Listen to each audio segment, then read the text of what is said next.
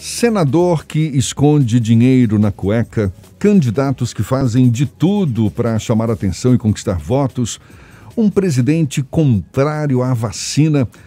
O que estaria acontecendo com o Brasil enquanto a fome e a miséria só aumentam, matas são incendiadas, as mortes causadas pela Covid-19 não param? A gente certamente está vivenciando um momento único, um momento sem precedentes nessa nossa história recente. E é o que vamos saber mais conversando agora com o doutor em Comunicação e Cultura, o psicoterapeuta junguiano e palestrante Leonardo Torres, nosso convidado aqui no Issa Bahia. Bom dia, Leonardo, tudo bom? Maravilha, Leonardo, acho que eu estou te ouvindo muito baixinho aqui. Aí, tá melhor agora? Isso. Eu estou te escutando muito bem. Legal, Leonardo, legal. Olha, esse nosso momento político-social daria um bom enredo, não é, para um romance dramático. Você tem ideia de como a nossa história estará sendo contada daqui a uns 10 anos ou mais? Já seria possível definir em que fase específica da nossa evolução a gente se encontra? Olha, os meus amigos historiadores, os meus melhores amigos historiadores falam que eles não têm a mínima ideia de como eles vão explicar toda essa bagunça que aconteceram nos últimos anos aqui no Brasil. Porque foram muitas subidas e descidas, muitas reviravoltas, né? Então, a gente vai ter que ter muita calma na hora de analisar isso daí, principalmente porque a gente está vivenciando, né, esse fenômeno agora, todo esse processo civilizatório. Então, a gente precisa de um pouco de calma e tempo para começar a analisar direito tudo o que está acontecendo. Em questão de fase, eu tenho um amigo que brinca sobre que a humanidade está começando a entrar em extinção, né? Porque no final das contas a gente está se comportando como se fosse vírus, né? A gente está destruindo tudo o que nos mantém vivos, principalmente as matas, né? Principalmente o Pantanal, a Amazônia, entre outras coisas. Então, assim, a gente não vai ter um mundo muito habitável daqui a alguns anos. E o fato da gente estar vivenciando essa mudança toda, esse momento de transformação aqui no Brasil, talvez, exatamente pelo fato de estarmos vivenciando essa experiência, a gente não tem a real percepção, não é, que talvez só vai ocorrer daqui a um tempo, quando a gente puder olhar para trás e perceber de fato o que aconteceu. É isso mesmo, né, Jefferson? Porque se a gente for falar assim, olha, quem que realmente está colocando fogo no Pantanal, quem que realmente estava colocando fogo na Amazônia, aquela notícia, ela é verdadeira ou falsa? É muito difícil a gente colocar um ponto final em cada coisa que está rolando, cada coisa que está acontecendo aqui no Brasil hoje. A gente tem tendências a acreditar em uma coisa e desacreditar da outra. Por isso que a fake news é tão forte. Porque quando ela vem, ela se utiliza dessa, digamos, falhabilidade da verdade que a gente está vivendo. Então, o que acontece? Quando a gente recebe uma notícia falsa, muitas pessoas têm tendência a acreditar porque elas estão mais ligadas às questões ideológicas da pessoa do que aos fatos verídicos, né, aos fatos reais. Leonardo, esse momento vai gerar, na verdade, muitas consequências do ponto de vista de criar demandas por psicoterapia, já que nós vivemos um mundo de extremos em que há uma dualidade muito grande. Você acredita que existe uma fórmula ideal para que a gente passe por esse momento? Eu acredito que o grande momento agora, Fernando, é a gente olhar para dentro e conseguir apurar as coisas de fora, né?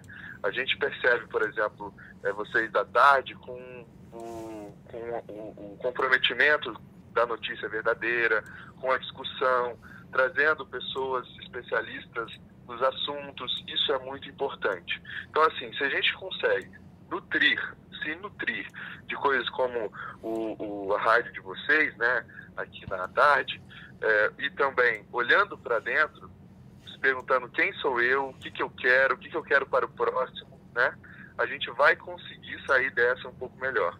aquela coisa de colocar a máscara ou não, no final das contas, né? A gente não coloca a máscara só para nos proteger, mas para proteger os outros. Só que o grande problema é que hoje a gente já está vendo que tem muita gente que não está usando máscara, né? Você acredita que, de fato, esse momento vai representar mudança para a maioria das pessoas? A gente fala tanto, não é, nesse novo normal, de um momento para novas reflexões, aflorou aí, né, uma série de sentimentos, de solidariedade. Você acredita que isso, de fato, está se concretizando? A gente está caminhando para uma autorreflexão maior ou é um momento passageiro, Léo?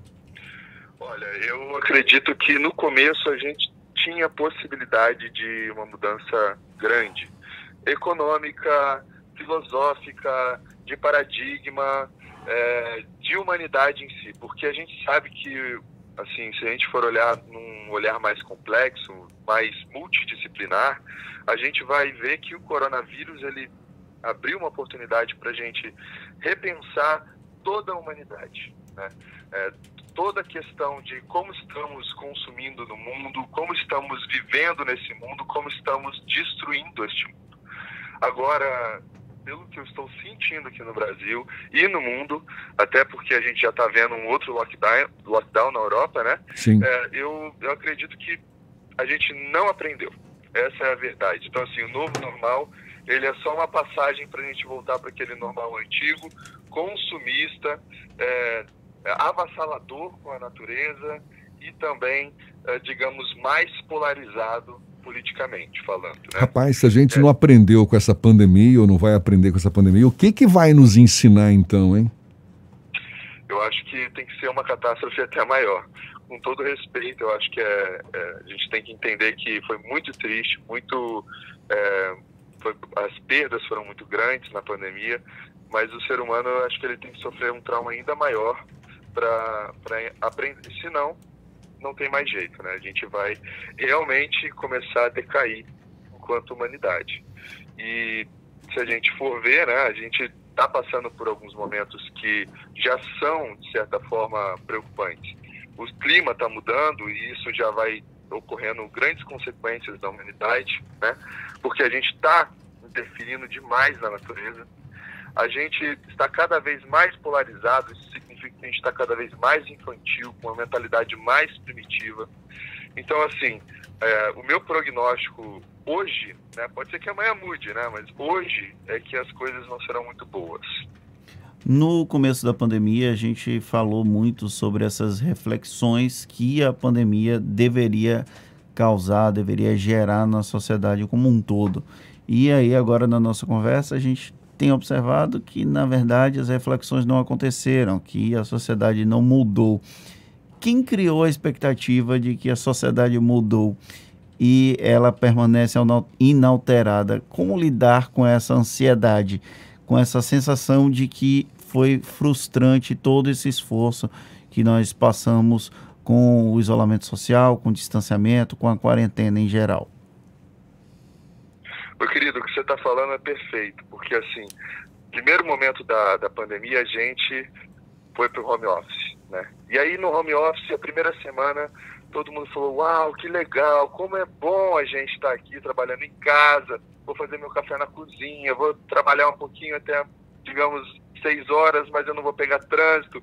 Na segunda semana, a gente percebeu que a demanda dos filhos era grande dentro de casa. Na terceira semana, a gente percebeu que os e-mails que estavam chegando 11 horas, meia-noite, a gente tinha que responder, né?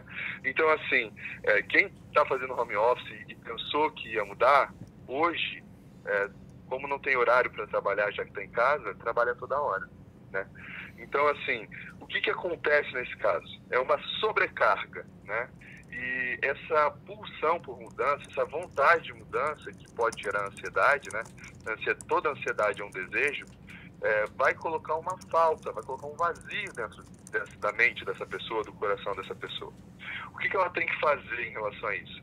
Ela vai ter que se expressar, ela vai ter que colocar essa ansiedade num papel, ela vai ter que colocar essa ansiedade num setting terapêutico, ou seja, fazendo psicoterapia, ela vai ter que mudar a vida dela, os hábitos dela, as atitudes dela, pensando em como ela vai suprir essa ansiedade, como que ela vai lidar com essa ansiedade. Agora, essa expectativa gerada, né, para um mundo melhor, aí a gente vai ter que lidar com essas frustrações que a gente prometeu, né, de um mundo melhor, tanto a Europa quanto o Brasil, né, e a América do Norte, nem tanto a América do Norte, mas a gente vai ter que lidar com essas frustrações e perceber que os paradigmas não mudaram no final das contas, né? Você listou aí algumas das fases, não é, que essa pandemia já nos provocou, e a gente está ainda no meio da pandemia. A gente não tem ainda uma vacina, possivelmente ainda com restrições por esses próximos meses. Quais as próximas fases você acredita que o ser humano vai enfrentar, vai vivenciar como decorrência dessa pandemia ainda, Leonardo? Olha, Jefferson, nesse momento, o meu grande medo é o negacionismo dessa pandemia. A Europa já na segunda onda está sofrendo com isso, e a gente pode ser que sofra com isso também. Se você for olhar hoje as cidades, você vai ver que tem, aqui pelo menos em São Paulo, parece que a coisa não está rolando, né? Parece que a pandemia não está acontecendo. Tem muita gente sem máscara, 1/3 da população já está não utilizando máscara, as medidas restritivas dos bares, dos restaurantes já estão diminuindo. Então, parece que a gente está banalizando o vírus. E a partir do momento que a gente banaliza esse vírus, banaliza o Covid, a gente precisa de um dia para estourar o número de casos, né? Isso aconteceu nos Estados Unidos e pode acontecer aqui no Brasil com certeza, né? Está acontecendo na Europa, né? Está acontecendo. E na Europa, né? Perfeito. E principalmente o brasileiro, que ele é um povo que ele é cordial, né? Como diria Sérgio Buarque de Holanda, ele é de coração, né? Então, assim, ele quer abraçar, ele quer estar junto.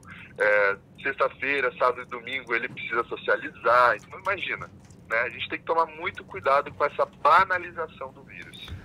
E um negacionismo que pode colocar a gente numa roda viva, né? Porque uma vez você negando, os casos ressurgem em grande quantidade, novas medidas restritivas seriam adotadas, ou seja, uma pandemia que não vai acabar tão cedo, então. Perfeito. E a gente tem que lembrar que teve muitas pessoas, né, muitos indivíduos que negaram o coronavírus desde o começo, né? Que é, assim, uma questão quase que de psicopatia, né? Porque parece que não tem empatia com o outro, né? Mesmo que ele não acredite no Covid, ele podia colocar uma máscara e falar, não, eu respeito o próximo, por isso que eu estou com a máscara, mesmo não acreditando. Não, tem gente que está colocando saliva no ônibus, estava espirrando nos frutos, né? Nas frutas nos mercados. Então, o que é isso, né? Que surgiu? Então tem esses indivíduos e agora tem os indivíduos que podem querer banalizar. Então a gente tem que tomar muito cuidado com todos esses e tentar trazer consciência para cada um deles, para que a gente consiga sair do coronavírus, da pandemia, até mais rápido, né? Porque se todo mundo fizer a sua parte, a gente não vai postergar essa pandemia para os próximos anos. Nós falamos aqui sobre a questão do negacionismo e as consequências dele. Mas quando o negacionismo acontece de autoridades públicas que deveriam, de alguma forma, incentivar as medidas de controle ao coronavírus, isso tem um impacto como se fosse um efeito manada na população. Existe alguma forma de conter o avanço dessas teorias negacionistas, além do acesso à informação que a imprensa, por exemplo, permite à população? Eu acredito que não. Eu acho que a imprensa tem o principal papel para, digamos, desconstruir esse negacionismo, mas o grande problema é que, se você for olhar na neurociência, nenhum pensamento racional ele se dá por si somente. Ele sempre está enraizado na emoção. Ele sempre está enraizado nos sentimentos, na emoção do indivíduo. E isso significa que os argumentos negacionistas, eles são só, digamos, a ponta do iceberg. O que está embaixo desse negacionismo, que são as ideologias, são os preconceitos, os paradigmas, né? Principalmente das figuras públicas, é o que mobilizam a população, que também se identifica com isso, né? Então, assim, a informação é o melhor remédio nesse caso para a pessoa tomar consciência dos riscos e das consequências do vírus. O grande problema é que a informação ela vai atingir o lado mais racional e nem tanto emocional. Então isso significa que a pessoa ela vai ter que sentir a emoção, por exemplo, de ter alguém próximo que contraiu o vírus, ou até ela pegar o vírus, para conseguir reestruturar, repensar e quebrar essa realidade negacionista que ela estava, digamos, acreditando. Até porque o negacionismo, ele está baseado numa das coisas mais fundantes do ser humano, né? Que é a crença. A crença, ela surge há mais de 40 mil anos atrás. Isso significa que quando a gente acredita, quando a gente tem fé em alguma coisa, a gente vai até as últimas consequências. E o negacionismo é uma delas, infelizmente, é um lado negativo, né, das crenças, da fé que o ser humano tem. Você fala que é difícil separar a racionalidade das emoções, agora tem que haver cuidado também para não cair nos racionalismos, não é? E, por exemplo, a gente acabar elegendo e projetando nossas emoções em algum inimigo. Perfeito, é isso mesmo. Então, assim, a gente tem que cuidar das nossas emoções, né? A gente tem que cuidar de saber quem nós somos para não ficar apontando dedos para os outros, né? Principalmente para os políticos. A gente sabe que quem foi eleito, por exemplo, tanto de esquerda quanto de direita, é um representante do povo. Então, no final das contas, a responsabilidade dessa pessoa eleita é nossa, né? Ser eleita é nossa, no final das contas. Então, o que tem no brasileiro, o que tem em cada um de nós que é também dessa pessoa eleita? A gente tem que olhar com muita calma, muita paciência, respirar muito fundo e entender. Estamos com um governo mais autoritário, então quem é o autoritário dentro de mim? Agora falando psicologicamente falando, né? Quando eu estou com um governo mais, digamos, radical, negacionista, quem que é esse negacionista dentro de mim? Eu votei, eu não votei? Ah, tudo bem, eu não votei, mas quem que é esse que está no brasileiro? E eu sou brasileiro também.